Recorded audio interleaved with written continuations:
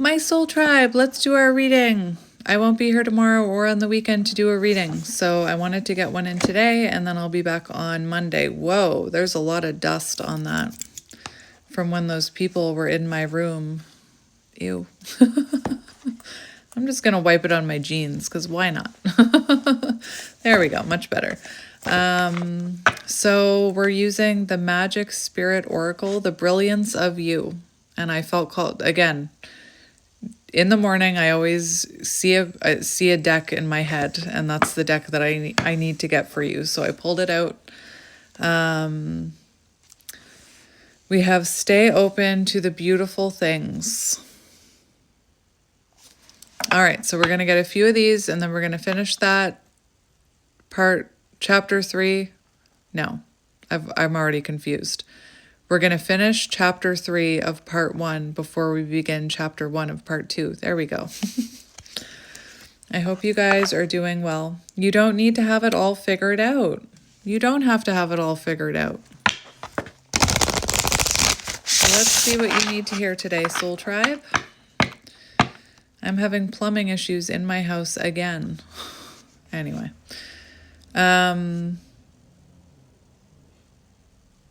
Oh, I don't break that easy, not anymore. Instead, I use things as fuel. The Alchemist. Beautiful. Look at that. Yeah, she's flipping us off.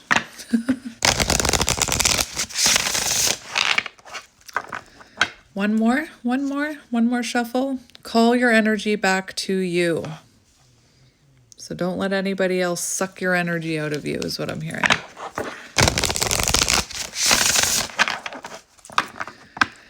All right, so let's cut the deck and see what we have.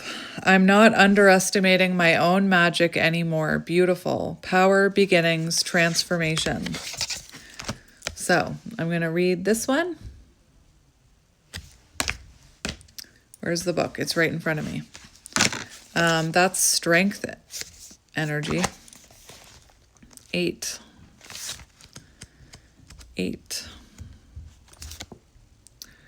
I trust in the magic and power within me. If you have pulled this card, let me show you the card. If you have pulled this card, you are entering a powerful and pivotal era in your life. Royal energy of the Queen and King. Your highest self is so proud of you. You are undergoing a spiritual and psychological transformation after a journey of obstacles.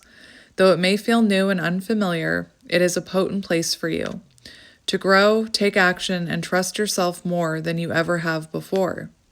Do you see how beautiful that sunrise is? It brings with it so many possibilities, adventure, and excitement. Be brave, try something new, you've got this. Stop feeding the demon of doubt in your head. I call it the ego monster. Stop giving your ego monster cookies. The more cookies you give it, the hungry it'll get. Instead, give it love, which is interesting because the other deck I'm going to use is called Love Your Ego, and it's about showing love to your ego. Give it love and watch it turn into an angel. It's okay to hit a learning curve. It's okay to make mistakes, especially when you accept accountability for them and try and do better next time, while giving yourself more grace, compassion, and forgiveness. You're not going to get it all right or perfect, and you're not supposed to. You're meant to live the fullest and truest expression of yourself. You're meant to feel fully alive. Take the higher path you feel called to. You are the hero of this story, and it's time to stop underestimating how powerful you are. You are capable of so much. You can be a fair and balanced ruler in your own life. All the spiritual guidance you need is within you. There's more. Your connection with your own magic and with spirit is very strong, especially at this point in your journey. Remember to trust yourself. You, more than anybody, know where to go next, even if it's just to a place of peace and contentment in your psyche. That is also the path, and if you're coming from turbulence, that is more than enough. Sometimes the journey can only be walked from within. Go to that next place, do that next thing. It's time. And your manifestation enhancer.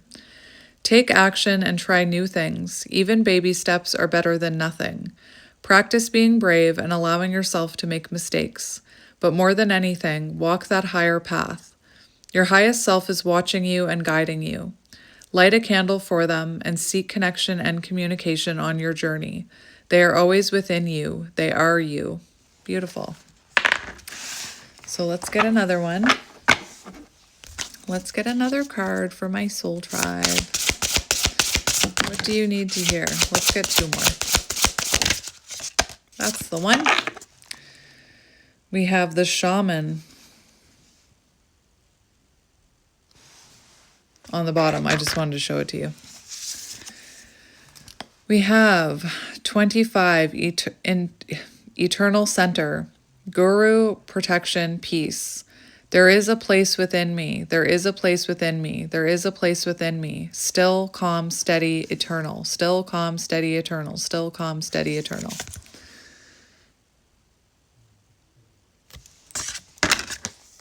$25.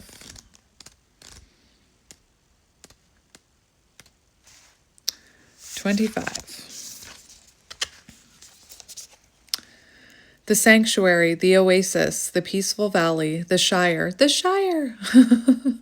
There is a place you can go, a place within you that is eternal, infinite, and still, no matter what is happening around you. When chaos and darkness surround you or entrap your mind, remember your center. This is the way of the warrior, the leader, the guru. This is how they keep their composure, returning and remaining in this steady core. This innermost center is at all times connected with the everything, the all, the great spirit. To every star and every seed, our eternal home lies within us. We can always access this point, especially through the power of our breathing, our spiritual practices, and the steady cultivation of peace. This is the card of the guru we all have within. The eternal center card has an energy of never-ending light that shines within the darkness. It is the crystal amulet that grows brightly when you are lost in the cave. It is the deep inner knowledge that no matter what, everything's going to be okay. The feeling of home, deep and far within your being. We all have an inner guru and spiritual sage. Call upon them when you need them. Summon their forces of wisdom, grace, and peace. You may be a human now, but you have been a soul for much, much longer. Can't you feel that? In times of desperation or disgrace, remember this sacred truth. This card can also be a positive affirmation. You have done much spiritual and psychological work. That other card talked about that too. You have done much spiritual and psychological work that has led you to, or will soon lead you, to a steady sense of peace within you. No matter the chaos surrounding you, a steady center will remain. You will remain at that center. Manifestation enhancer. Create practices and daily routines in your life that bring you back to your center. Prayer, meditation, chanting, yoga, dancing, exercising, creating. It doesn't have to be something traditional. It can be something unique if that works for you. Research the philosophies, biographies, and teachers of gurus. Find out what they know, or rather, what they have remembered. And then what are you? We have the fairy, blessings flow, magical energy. Darling, don't you remember? You're a badass. Keep winging it.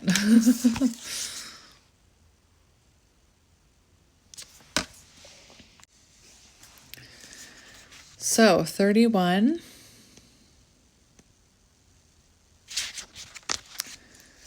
Everything I touch turns to gold. My energy attracts magic.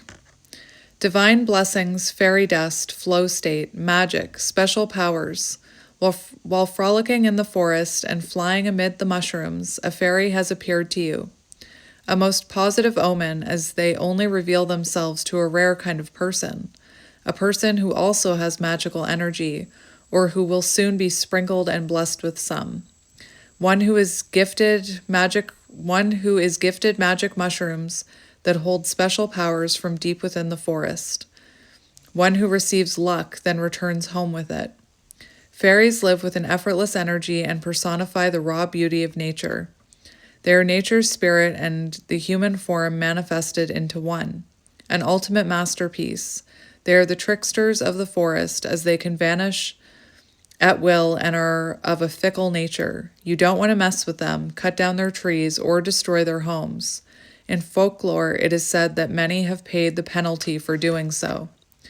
Drawing the fairy card is a positive omen that blessings are near. Trust that you are wildly magical and capable of doing whatever your soul is calling you to do. You are being endowed with special powers. The Midas touch. Everything you touch will turn to gold. A period of grace, flow, magic, and opportunity is here, or soon will be. This card can also be a reminder to trust your divine instincts more, to stop thinking and trying to plan so much.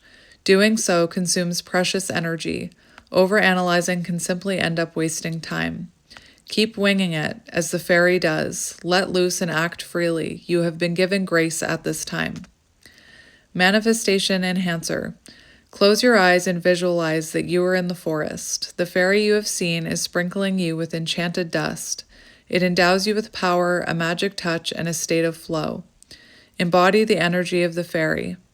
Practice becoming more lighthearted and carefree, and trust that the universe has your back. You are the energy of beauty itself, which magnetizes blessings to you. Beautiful. Remember, you're a badass. Keep winging it. I had to read it for some reason. All right, let's get a few more for you. Let's get a few more. What do you need to hear? Two more. Two more. I think it's interesting that we got the one that I saw when we were shuffling.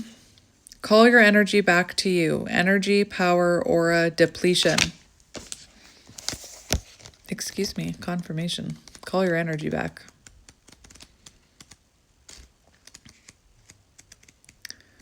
$44. Is this the last card in the deck? You know how magical I think that is. It's the last card in the deck. I am calling my energy and power back to me. That's your affirmation. The garden, the nature witch, she who blooms. Giving yourself the chance to flourish means allowing yourself that energy. This card is a sign that it would be empowering you for you to assess where you have been channeling your energy to what, to whom, and how much. You may feel scattered or fatigued. Are you placing your focus on too many things, people, or problems at once? You may not have enough power to fuel the things you actually want. You could also be drained from worrying about petty or insignificant things. Tend to your personal energy garden and become conscious of where that energy is going. It's time to nourish yourself so your desires have the chance to blossom. You can only attract butterflies if you have the flowers to do so. Be in the garden that draws in the life you are worthy of. The energy card is assigned to call your energy back to your soul, life, dreams, and core values. You cannot give yourself to others if you cannot give to yourself. You will not be helpful to yourself or anybody else. A weak energy field can lead to a weakened existence. Your energy is your power. Many cultures have long held beliefs about the metaphysical nature of our soul, auric fields, energy centers, and chakras, often accompanied by practices to help us revive, cleanse, and align ourselves. When this soul core of ours is off, misaligned, or depleted, things seem off. You can get all the sleep your body needs, but you're still tired because it's on an energetic level. Manifestation Enhancer. Right now, in the morning or before you go to sleep, meditate and literally call your energy back to you. Imagine it as several cords of golden light that are attached and fueling other people, places, or things. Remember, this is your energy. You are in control of it. It came from you and it can return to you. Visualize it, call upon it, and breathe it back into your being. Feel the light returning to you. Feel your cells being nourished. Repeat this process intuitively. So whenever you feel like you need to call your energy back, do so. And we have give it to the mind and it gives back. The mind, inspiration, mood, cycles. Now, this lady is a little bit naked, but has flowers over her nipples. So really she's not naked, right? 23. I'll show it to you, but because of YouTube, I have to cover up her chest. Inspiration, mood, cycle, reciprocity. I take care of my mind and it takes care of me. So let me just cover up her area. The scientist, mental clarity, brain power, and peace. If we want to brighten the mind, then we must feed it light. The mind is a delicate and ironically powerful center. It is fragile in the sense that it wants its owner to be gentle and kind to its needs. Only then can it be awakened and healthy. Only then can it be an awakened and healthy force. To be strong, the mind must be nourished in ways that best suit it. Not every mind has the same mental appetite. It must be treated with reciprocity and respect. We cannot expect so much from it when we are not giving it something of equal value in return. The mind card is about mental health, creative stimulation, inspiration, and thoughtfulness. The artist must create, the scientist must experiment, the monk must meditate, the shaman must chant, the explorer must explore. We all have pieces of these archetypes within us. There is a cycle of inspiration. We must nurture them, or the artist will get depressed, the scientist goes stark raving mad, the monk lose their peace, the shaman's connection with spirit weakened, and so on. Without proper nutrients, they cannot flow or grow. Pulling the mind card can also be a positive omen that a bright, creative, and intelligent time is coming. That you have been putting all of this into practice. Cover her up. And your mind is sparkling and brimming with mental growth, new ideas, and clarity. This can be a time of stimulating momentum and strokes of brilliance in your life. Take advantage of it and continue to treat your mind with the utmost respect and love. What works for your unique mind? What would you like more of? What would you like more of from it? And what will you feed your mind for more of it? Write down a list to remember and stick to it. Ask yourself what helps and what hinders. You may already know, but haven't been acting upon it, or you may want to experiment more. The mind holds so much potential if we learn what's best for it. And I'm feeling called to just get one more. This will be the last one out of this deck. One more, and then I'm going to get that other deck that I was talking about. So one more card for my friends. What do they need to hear? It gave me 2. Of course it did. Spirit, you're funny. I am simply stunning. That's your affirmation. I am simply stunning. It just popped down during our reading. All right, so we got the shaman, which I mentioned, I saw earlier. And we have, you are worthy of beautiful things, divine, magnetic, valuable. I can't remember if that was on the bottom when I started. I feel like I saw it when I was shuffling. I feel like I mentioned it. So I said one more, but Spirit gave us 2 more. Oh, we have 3, 3 here. We have 30 and 3, so 3, 3. So 30 first.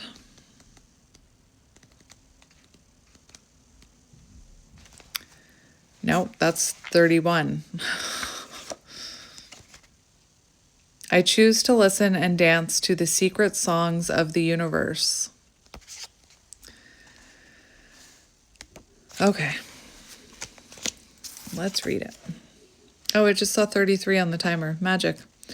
The crazy, the shaman, the one who sees. Lunatic is a word derived from the Latin word luna, meaning moon. So a lunatic is one who is moonstruck. So see, people who call us lunatics, they're complimenting us and they don't even know it. There is a face on the moon. Can you see it in the night, even when others cannot? That's not an affirmation. This is a great paradox of the mystic. You hear the whispers that other cannot. You hear the secret songs of the universe. It's okay to be an outsider in a world of conformity and contempt. A world where those who are different are met with rejection from society. Even if they are the shamans, the seekers, the artists who point us to the way of truth, soul transformation. The moon is beaming sacred truths, mysteries, and visions to the one who can receive them. the one who is open to them. Some people have a special gift of insight that is revealed to them during certain times. It is in the divine order of the cosmos for those who are chosen. Pulling the Shaman card can be a call to embrace more of your crazy side. I like it. Be more crazy. Or to rune into it more at this time. You may be judged by others, but what you gain is far superior to their disapproval. The world needs more mystics and shamans to show us the soul of the world, to point us away from the suffocation of too much conformity, mundanity, is that how you say that? And stagnation. The energy behind this card is that of dreams, ideas, and visions, especially spiritual and creative ones. Express, act on, create, and share what you are receiving from the mysterious. Harness your power of insight. Do not let it fade away and dim within you. In other words, use it or lose it. The more you do, the stronger it will become. Manifestation Enhancer. Pay attention to which secret songs of the universe come to you at this time, and when you hear them, don't forget to dance. You can try staying up a bit later than you usually do, lighting a candle and seeing what comes through. Spending time in spiritual solitude will greatly enhance this time for you. That's not an affirmation either. Guided meditation that specifically open your third eye will be beneficial. So, listen to some sort of guided meditation about opening up your third eye. I've done it. I've done it before. I listen to frequency music every night while I sleep. I listen to different frequency musics every night, but some of them open your third eye, or some of them align your chakras. That's not an affirmation either.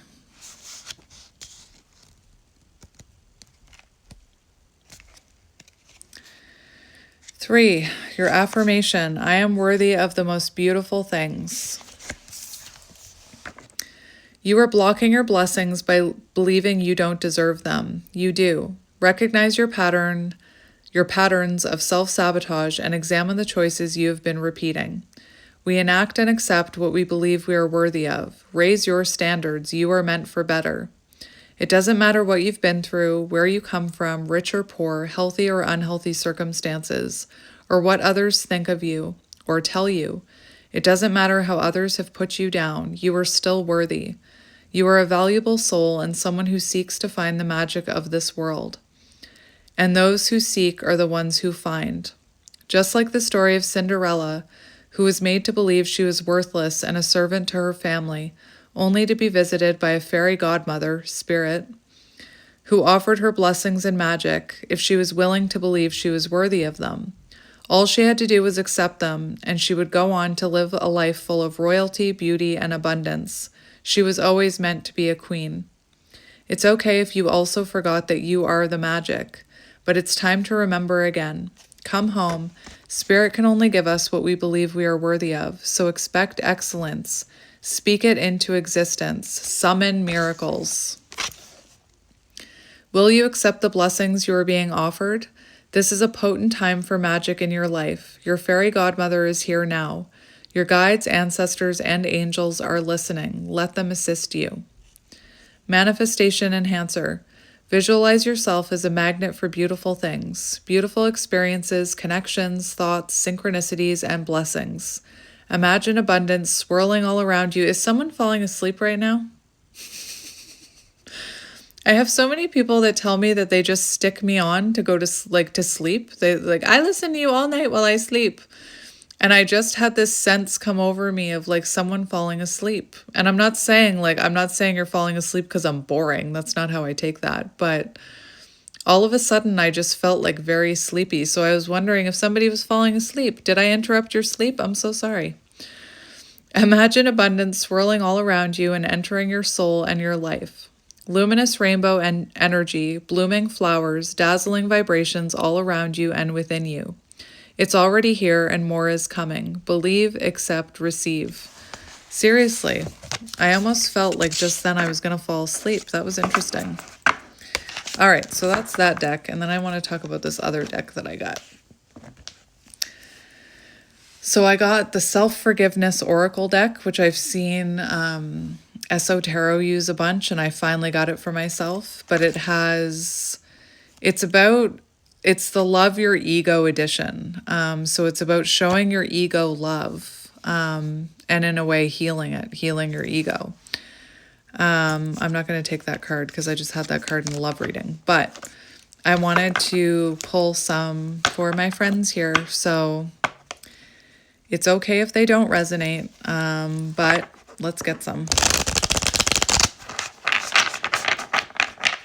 All right, so I'm going to cut the deck and we'll get the bottom like we always do. The caregiver. I forgive myself for accepting others to carry out the experiences I feel would bring me joy. I choose to believe that each individual holds a unique energetic signature that they were born to embody, and I best support them by holding space patiently and without expectation. All right, so let's get a few for you here. What does my soul tribe need to hear? Let's give their ego monster some love instead of those cookies. Cookies are still good, though.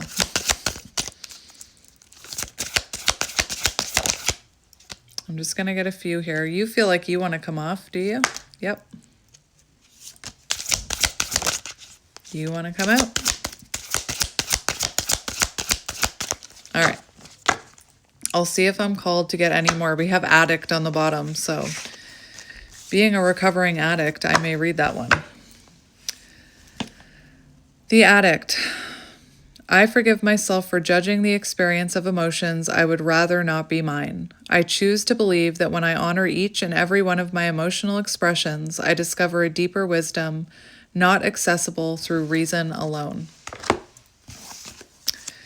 We have the hero. I forgive myself for distrusting others to be able to take care of themselves.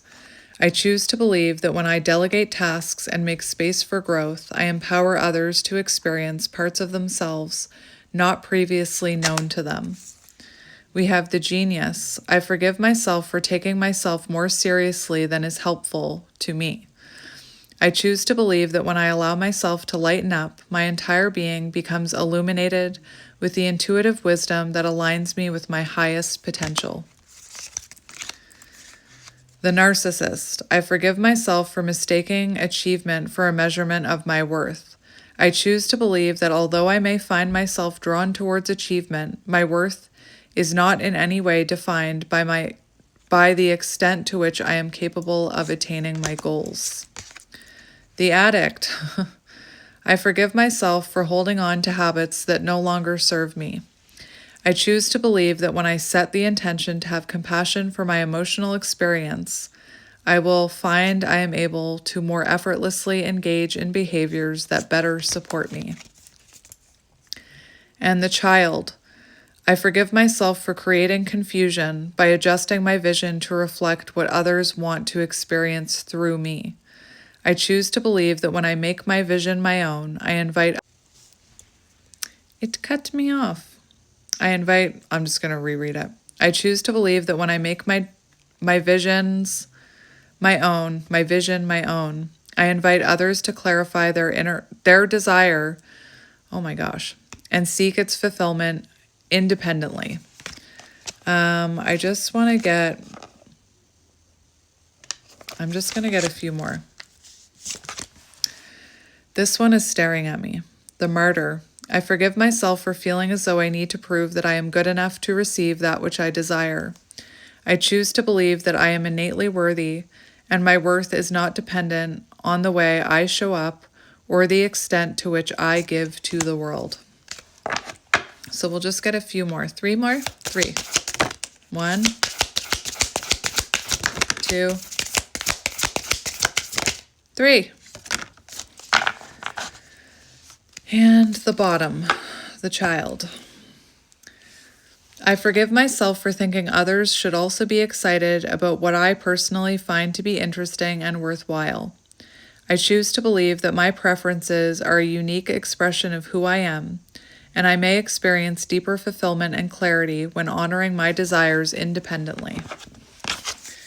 We have the martyr. I forgive myself for feeling as though I may somehow mess everything up should I choose to trust myself. I choose to believe that every time I allow myself to gently follow my instinct, I strengthen my intuitive muscle and set myself up for future success. The abstinent.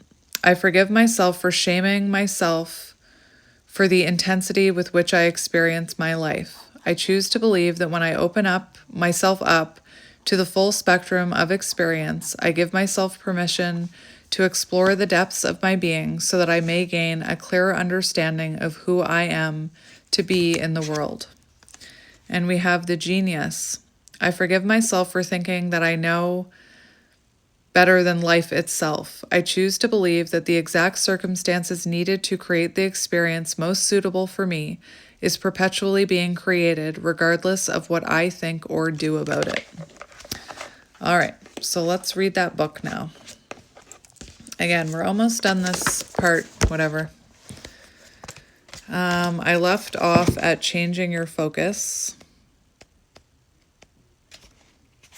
All right. Changing your focus. True happiness is lasting and ever present, not to be confused with temporary hits of pleasure that come from external ego gratifications. We get tastes of pleasure when we are able to successfully manipulate conditions and people to meet our ego's expectations. It makes us feel like we are in control of our circumstances, and this is satisfying to the ego's sense of mindness. My life, my circumstances, my desires met. While this may be temporarily satisfying, inevitably circumstances will shift out of our control. When this is revealed,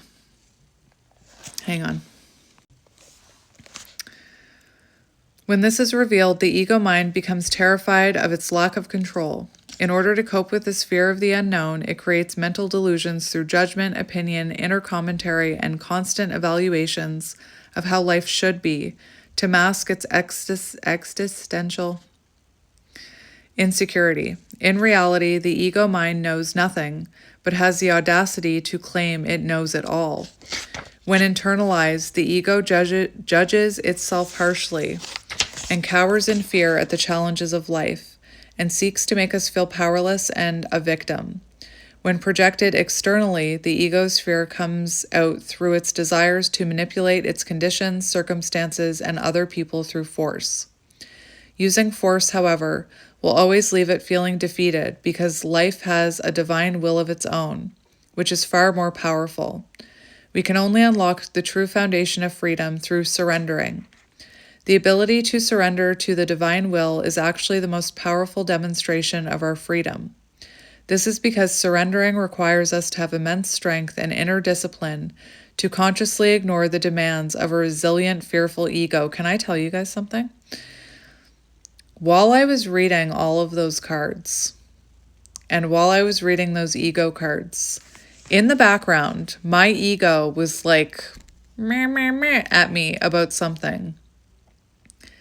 And it's really interesting that I'm like reading this paragraph now because, again, even though I was reading all those cards to you, I almost said backyard.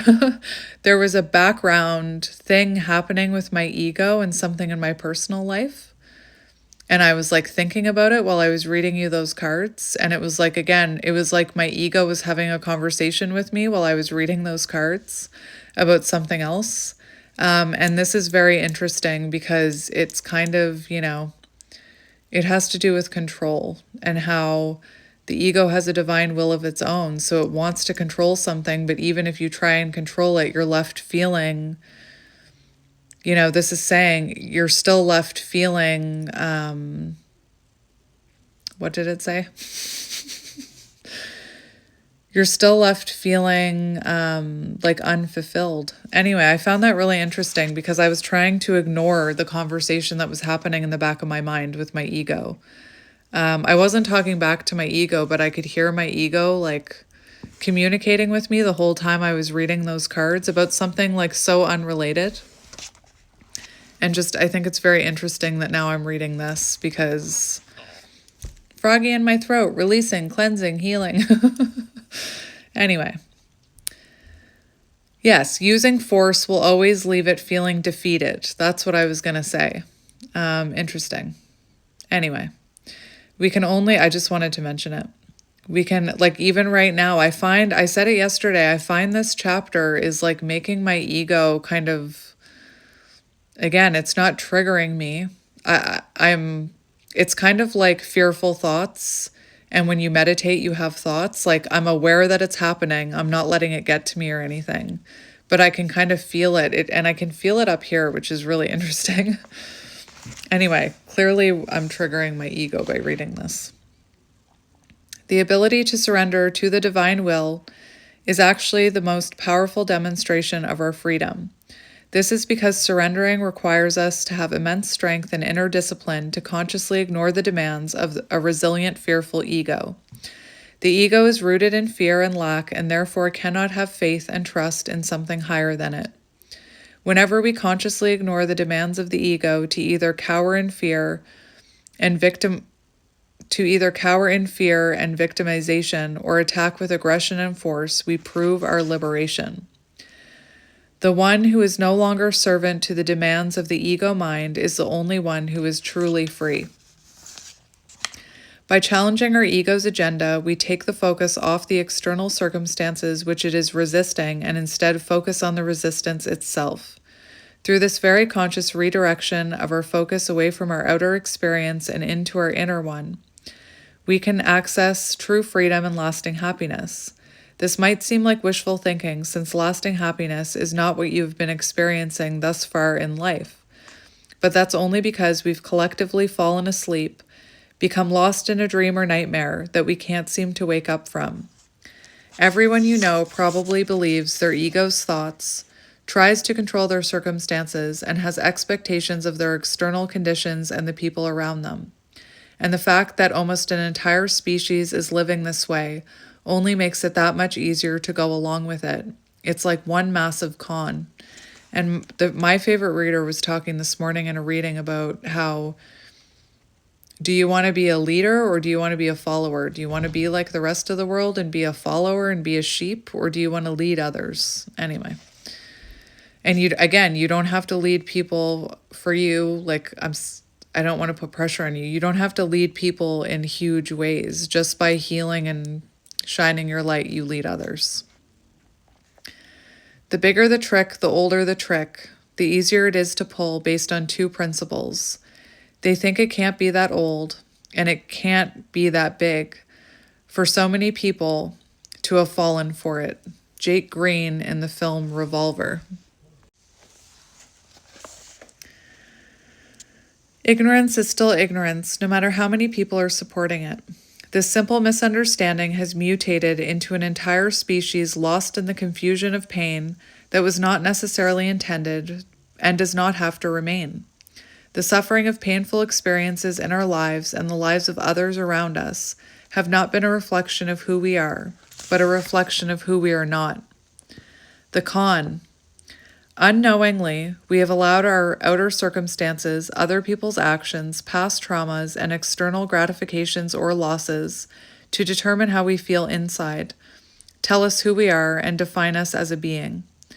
The ego's entire system of self-worth is externally dependent, thus leaving us vulnerable to disappointment and suffering. No matter how triumphant an ego may become in life, it ultimately must always face the inevitability of death and change. All external things will turn to dust, hence Jesus' teaching. Store not your treasures upon that which moth and dust can corrupt, but instead invest into that which is immortal and of the kingdom of heaven. Holy Bible, Matthew 6:19-20. Just think about what happens to us when there are unexpected delays. The grocery bill is more than we anticipated. An obligation is sprung on us last minute. Someone cancels plans made weeks in advance, or perhaps our partner forgets to run an important errand we specifically asked for. The smallest things can steal our joy, sometimes for a moment or sometimes for an entire day. We may even keep a running tally of other people's actions to collect proof and validation of our ongoing disappointments. And those are just some of the common situations we experience in life. Now think about what happens to us when much larger, unforeseen, life-altering situations occur, like trauma, abuse, a death, global epidemics, or a natural disaster. Sometimes these events steal our happiness for weeks, months, even years. This jaded mentality can seep into every corner of our lives. On the other hand, circumstances can trigger glimpses of pleasure, like when someone compliments us, our bills are less than we expected, we get to leave work early, or our partner surprises us with a romantic gesture. We credit all of these experiences, good and bad, with the power to control our mood based on what is happening out there. This is why we have spent our entire lives trying to control our circumstances. Seriously, is someone sleeping? The result of this externally focused perspective is that circumstance becomes authority over our inner perception of life. This is ironic because all of life is actually an inner subjective experience. This limited way of thinking will leave us forever riding a roller coaster of highs and lows, elations and sorrows. And while it is absolutely true that we are all interconnected and affected by each other and our environment, our perspectives and beliefs are not innately controlled by anything outside of ourselves. We always have, and we always will have, freedom of choice of how to respond. And this is the higher themes of consciousness, which unlock our ability to transcend circumstances through powerful perspectives of love and optimism. Be happy for no reason, like a child. If you are happy for a reason, you are in trouble because that reason can be taken from you. Dr. Deepak Chopra. I think someone might be at my door. Possibly the plumber. Hang on. I'm just going to keep going. Letting go of attachment to circumstance. What if experiences and situations are just passing moments, like clouds moving through the sky? What if they are just what's happening and you are just watching it all? What if everything will pass, the good and the bad? What if everything just is what it is, beyond labeling and judging? What if none of it defines you? It is impossible to own a moment, a situation, or an experience, yet our ego can't help but cling and grasp. By becoming attached to our experiences as a part of our identity, the ego causes suffering by blocking life's natural flow, like trying to swim upstream. Whether it's being stuck in the past or waiting for the future, we miss out on now. But it doesn't have to be this way. We can let go of our attachment to what is happening outside of ourselves and become free within, just as the sky is unchanged by the clouds passing within it. The bliss of life can shine through us despite uncomfortable circumstances by practicing non-attachment and surrender. If you realize that all things change, there is nothing you will try to hold on to. I don't know. Circumstance can only rule us as long as we declare it the ruling authority. It is actually us who hold the keys to happiness and contentment. It has always been us. By doing the inner work, we will inevitably uncover a deep satisfaction for life regardless of circumstance, a satisfaction we have had access to all along. Self-inquiry. The great philosopher Socrates urged humanity to examine one's life to the point of even suggesting it is not worth living otherwise.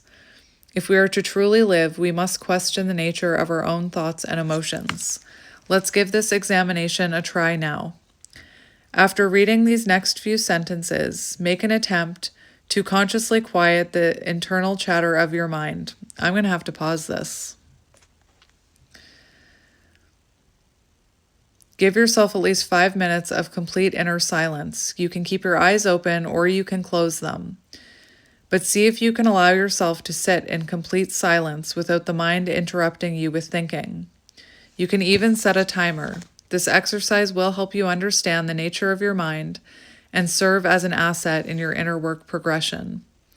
Go ahead and try this now. Sit still and see if you can quiet the thoughts in your mind for 5 minutes. I already know that I'm going to really struggle with this.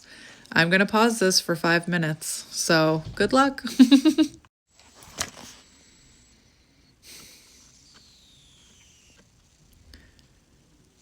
So for the first minute, I was like, wow, I can actually do it. I can actually quiet my mind. And then all of a sudden my mind was started going. So I was able to do it for a minute and then I completely lost it. I was like, I'm doing it. And then it was gone. And I started hearing noises and I started thinking about things. So I don't know what your experience was with that, but that was interesting. How did it go? More than likely, this exercise was more challenging than anticipated. That is to be expected. Notice if judgment or frustration arises now that this exercise is over. That's not an affirmation. That is still the ego mind doing what it does best. Don't worry about it too much. Just take notes on what the mind did during the exercise and what it is doing now that the exercise is complete. You probably witnessed that the mind was impossible to control. Yes, I did. And that is because it has been the controlling authority within you for far too long without you knowing it. This is a great exercise, for it reveals the tenacity of the mind, how dominant it is within us, yet never questioned or even noticed. Although these thoughts are seemingly impossible to stop, you were, however, aware that you were thinking, which changes everything. And if you are able to observe your own thoughts, who is actually doing the thinking? And who is it that is listening? Who is the actual thinker of your thoughts? The immediate response might be, of course, it's me. But if it is you, then why wouldn't you just be able to stop thinking? Since after all, it's just you, right? How can you be a part of yourself? How can a part of yourself not act according to your will? Perhaps our mind is like any other cell or organ, carrying on its own duty unconsciously without our input needed, like our heart beating or our lungs breathing. The mind just thinks, unasked and without input on our part. This would make sense most of the time, except there are instances where we seem able to focus, concentrate, and direct our mind using our spiritual will. And it is this spiritual will that is the seat of intention and choice of our theme of consciousness. So what is going on here? Perhaps the mind can function both involuntarily as well as willfully. We've never just noticed the difference between the two. Making this distinction is a colossal revelation in your hero's journey.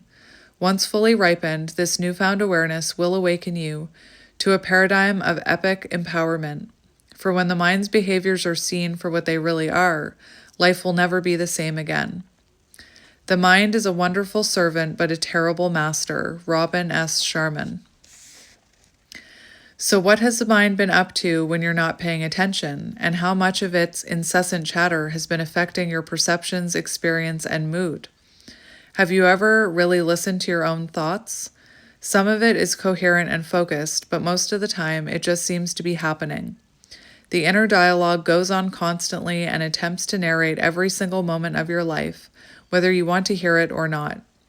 It rambles on naming things, creating assumptions, and giving its opinion moment after moment, all to provide itself with a false sense of security, all to make you believe that it is in control and that it is a real identity.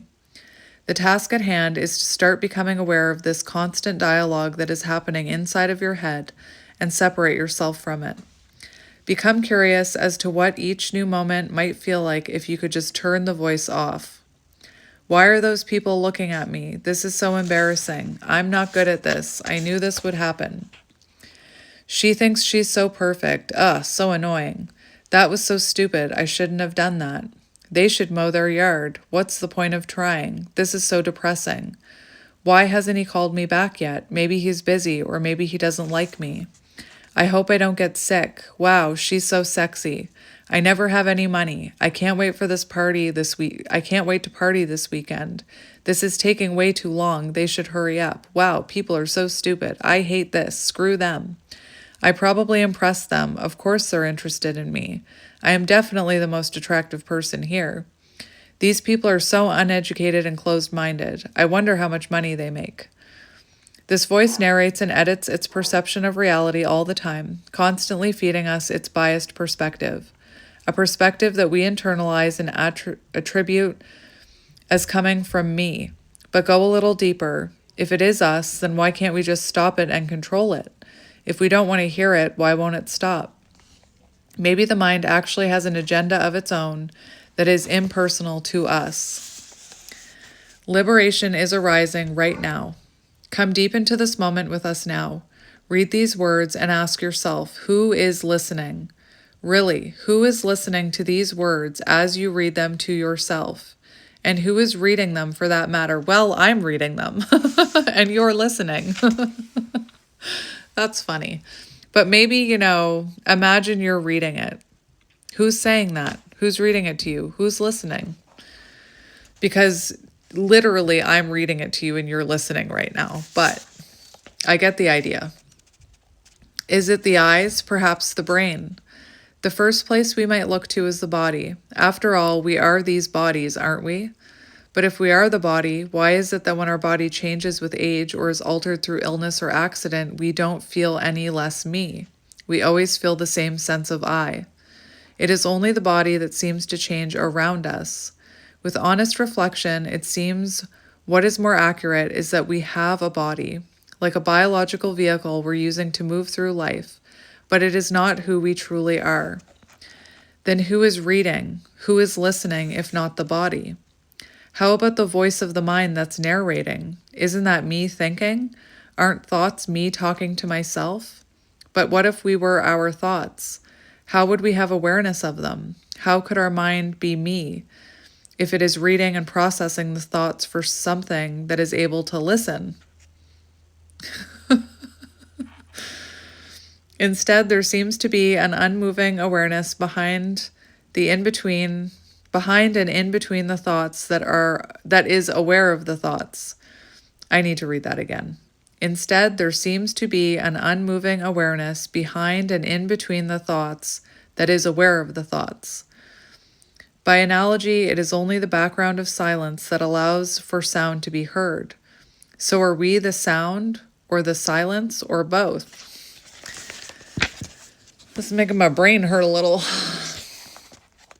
Just like this, as I'm reading, I can feel my brain having still, there's other things going on in my brain as I'm talking about this. But who is that talking if I'm talking to you? Anyway. And how can I listen when I'm talking? It's just, anyway. There is something more. There is still another layer of our consciousness that we're overlooking. Who is even aware of all of this to begin with? Fundamentally at our core, who is experiencing this human life? Who is processing the thoughts, hearing them, and experiencing them? Who is experiencing this divine drama, taking in this reality we call life right now, to which we can't help but intuitively answer, I am. Is that not the name of divinity? Be still and know that I am. Holy Bible, Psalm, is that how you say it? Psalm 46:10. I am the self-seated in the hearts of all creatures. I am the beginning, the middle, and the end of all beings. The Bhagavad Gita, I don't know how to say that either. Chapter 10, verse 20. I am a spark from the infinite. I am not flesh and bones. I am light. Paramashanana, I don't know how to say these names. Yogananda Nanda Dana, however you say those names. Okay, so the next chapter, which is part 2, chapter 4, is about, what's it about? What does it say? Liberation from the mind. Yes, please. Yes, please. Which I'm not going to read now. But I will read you these 2 little quotes. Don't believe everything you think. We are not our thoughts. So, my friends, next week we will do chapter 4.